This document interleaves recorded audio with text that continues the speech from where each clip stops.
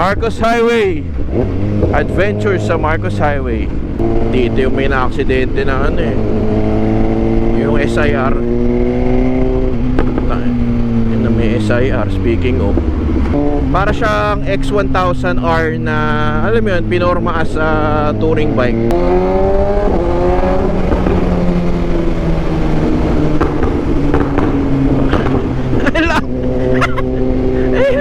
Parang may ano eh, no? Tindi ng backfire. Mas malala pa sa R1 eh. Grabe yung ano eh, no? Backfire eh. Naririnig nyo.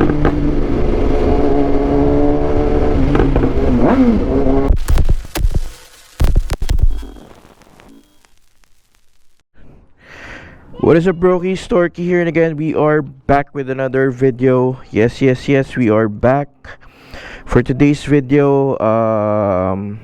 Dami natin inasikaso ng mga nakaraan lately, pero technically this is the first impression ride ng S1000 XR 2019 model, I think. So tara, naka ano yan, full system na Akrapovic exhaust. So matindi-tindi to mga brokies. Kay Alexis to, hindi natin bike to. So sabi mo? Go daddy? Woo! Sabi ni Alexis, may quick shifter auto blip naman to. Tigas tong cambio.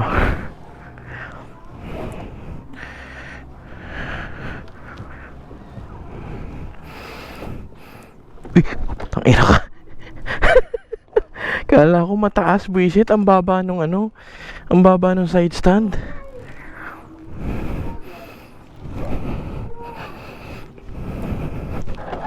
Cold start mga brokies. Gago lakas.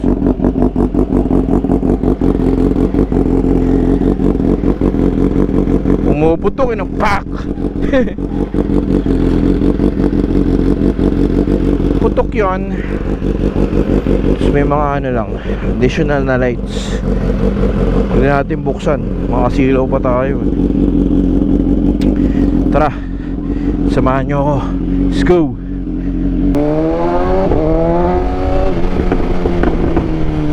Grabe yung backfire eh, no? Yee! Parang ano eh, parang may fireworks eh.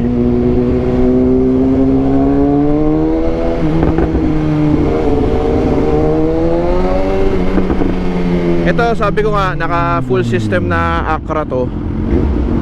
Ayan, ang galing. Ayan ang mga jeep dito, tindi tumigil yo. Trip lang.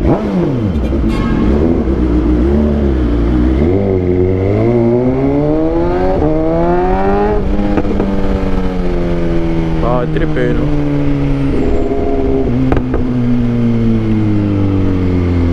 Yung sabi ko, naka full system na Acra to. Tapos I think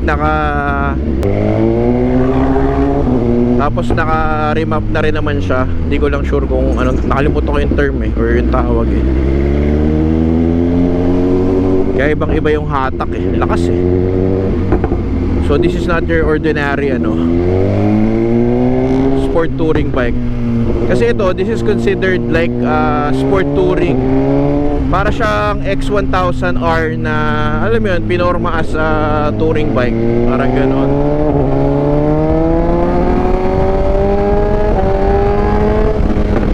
Lakas!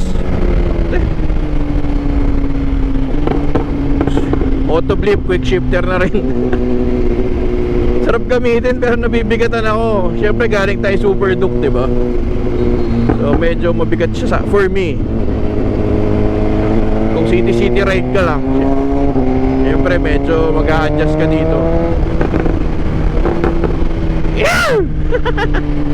Sarap gamitin eh, no? Dito yung may na-aksidente na ano eh, yung SIR. Yun na may SIR. Speaking of,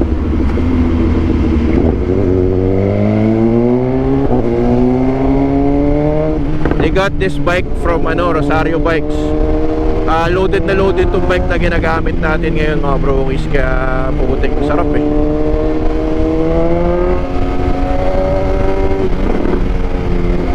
From carbon fiber parts, sliders, basta kompleto na, wala ka nang gagawin. Sabi ko nga, naka-remap na rin siya para alam mo yun, fuel efficient.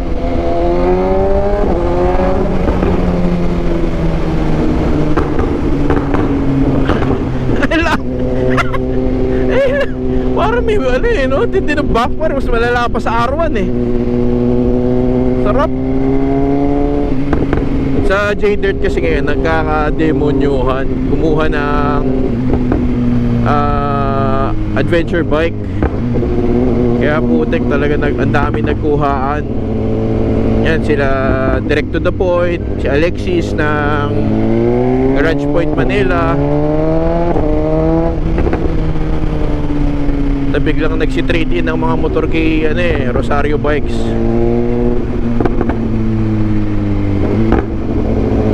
Grabe naman yung ito, backfire naman, di ba? Napakalakas. Tama pa ba to?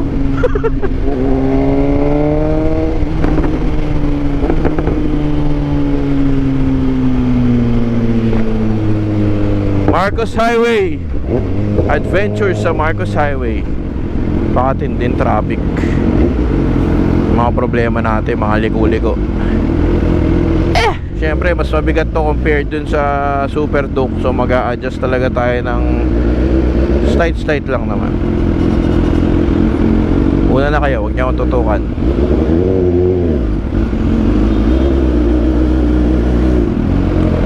For adventure bikes yan, eto medyo may kabigatan sa, hindi naman siya sobrang bigat, pero not your usual naked bikes na yung mga ginagamit natin lately. Baka ma-blind spot tayo ng truck dito. Ang damot mo kuya, pasingit. Hindi na, baka madali ako ng truck. Namali yung singit ko boy.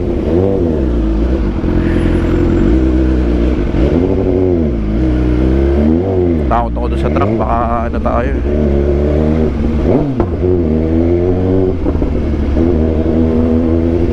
Woo! Hindi ko pa motor to. Pag ito pa naman natumba mo, yung ilaw napakamahal. Baka madali. So kalma lang Torky, hindi sa'yo to. Baka magka-XR ka nang wala sa oras.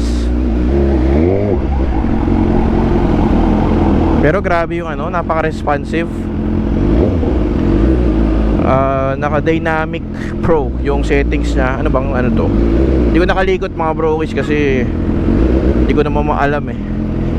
Pero feeling ko parang dynamic kasi sa Aprilia, parang yun yung parang sports mode. Tama ba? Correct me if I'm wrong. Tanong na lang natin mamaya kay Alexis.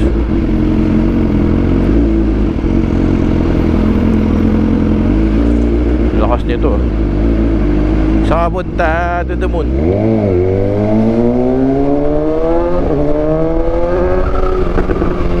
Grabe yung backfire. Naririnig nyo.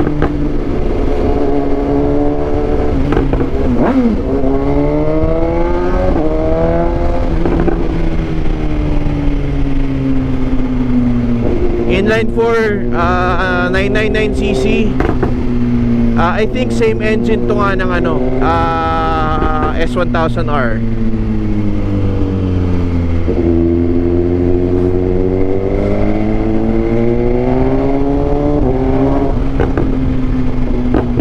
Grabe.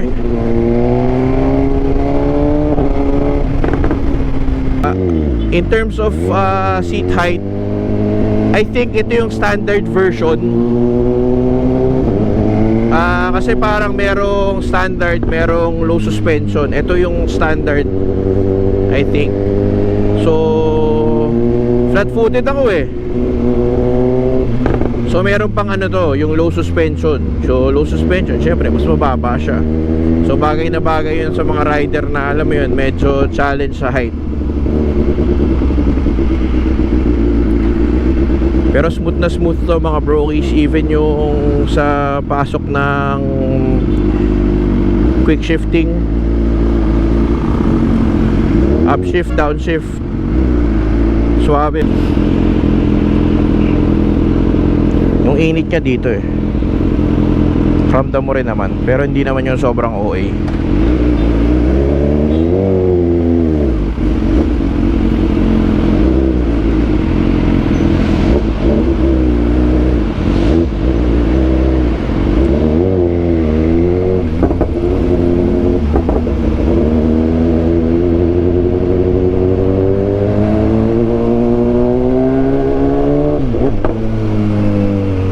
Lakas din ang preno.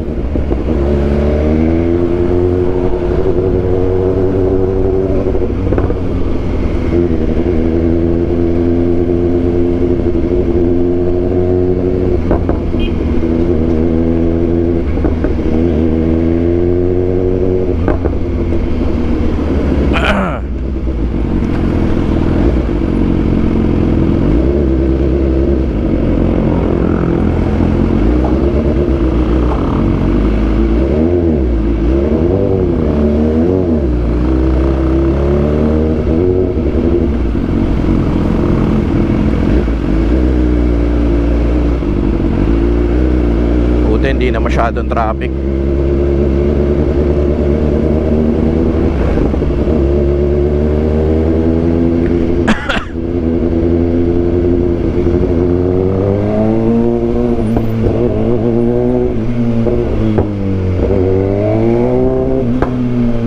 Grabe yung ano niya, tunog niya. Napakasarap sa tenga.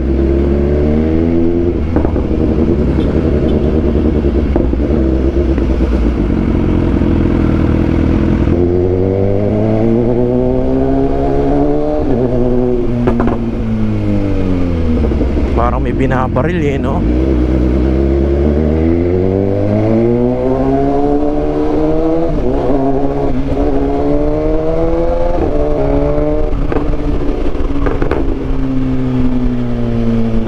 Normal naman. No, hindi ko alam kung normal sa BMW yung ganitong backfire. Tingnan mo, bitaw akong throttle, downshift ka pa. Grabe, no? Woo! Pakatindi eh.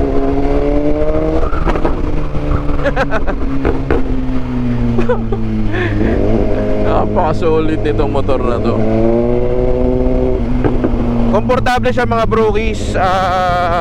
Yung sitting position mo, upuan, malambot. Hindi siya ganun kataas for me. Ako nasa mga 5'10". Usually sa ibang motor tingkayad pa ako eh. Pero dito flat footed ako. Mga 5'10", 5'11" ako eh. So flat footed tayo dito. Again, as I've mentioned earlier, meron naman tong low suspension. Ito yung standard eh. So kung medyo challenge ka sa height, mas maganda kung yun yung makukuha mo, di ba? Electronic suspension na rin to, so mas madali siya mag-adjust. I'm not particular with the specific modes na meron to. Pero as I've said earlier, grabe, pasok ng power, napakalakas, para ka naka-naked bike.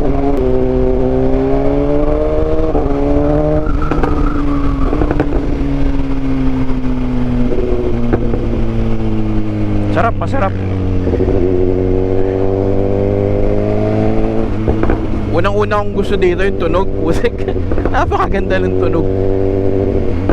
Naka-Acra to na full system na shorty. Kaya buhay na buhay yung pagka-inline 4. Tapos basta ang ganda ng tunog. Naririnig nyo naman, di ba? Hindi siya ganun kalakas. Malakas siya na hindi OA. Alam mo yung, paano ba siya ito term? Hindi siya masakit sa tenga. Parang ganoon.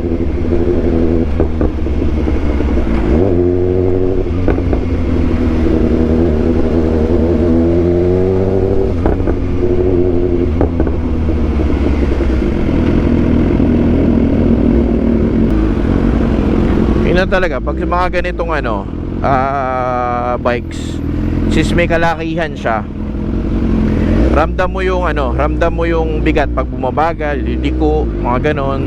Hindi ko alam kung nagre-record ako kanina, pero nung nag-U-turn ako, yun, medyo nakakaba siya kasi parang, well, first time ko naman gamitin to, kaya medyo naninibago pa talaga ako.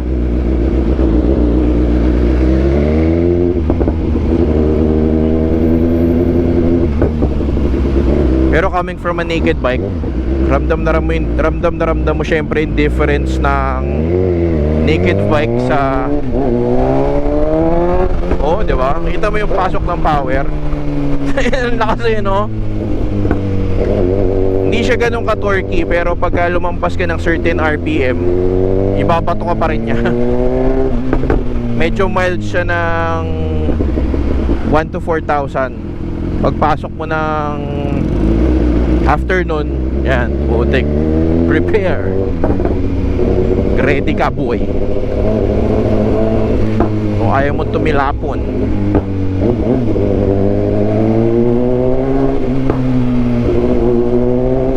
Gusto ko yung backfire nya. Hindi ko lang alam kung tama. Ayaw tumigil eh, parang R1 na mas malala. Kung ako tatanungin nyo, kukuha ba tayo ng adventure bike? Siguro ano, gusto ko yung bagong ganito eh, yung medyo matulis na yung mukha. Ito 2019 na ata ito eh. Hindi ko alam kung anong model yun, 2020 ba?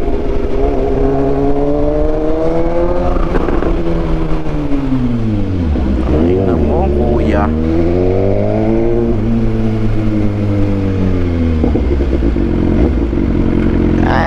Tayo nakalusot.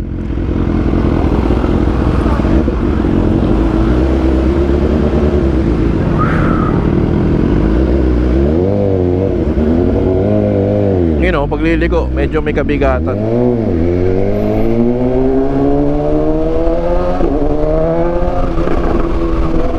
Diba? Sarap yun. Party party. Suspension niya na ano, hindi siya matagtag. Napakaganda ng suspension. Hindi mo maramdaman yung mga lubak-lubak. Oh, wala lang eh.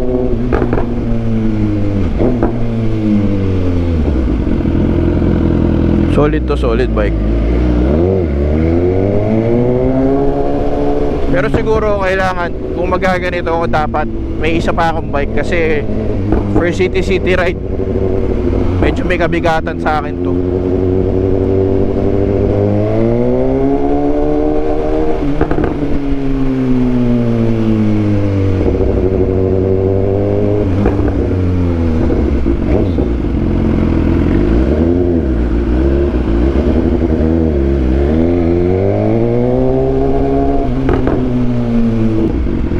Bato.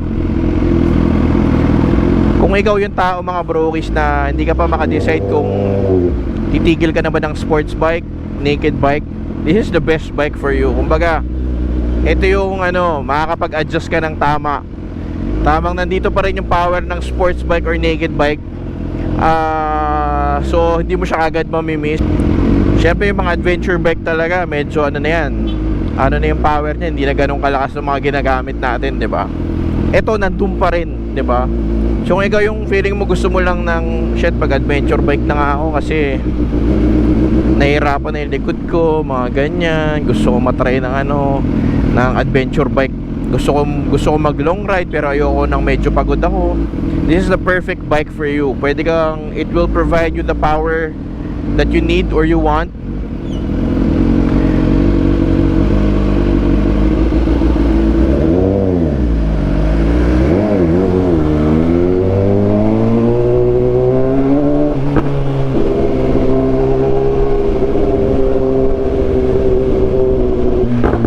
Basta manood na lang kayo ng mga reviews ng mga naka XR, kasi alam ko electronic suspension to, napakarami ng ano.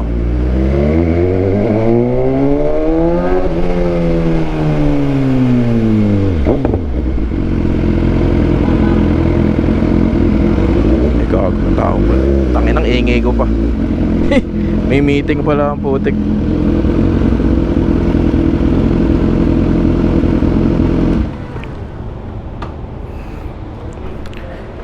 Ingay ko gago, di ko alam na may tao. Nabibigatan ako, pero hindi, syempre galing ako ng Super Duke, 'di ba? So expected mo medyo mas mabigat siya.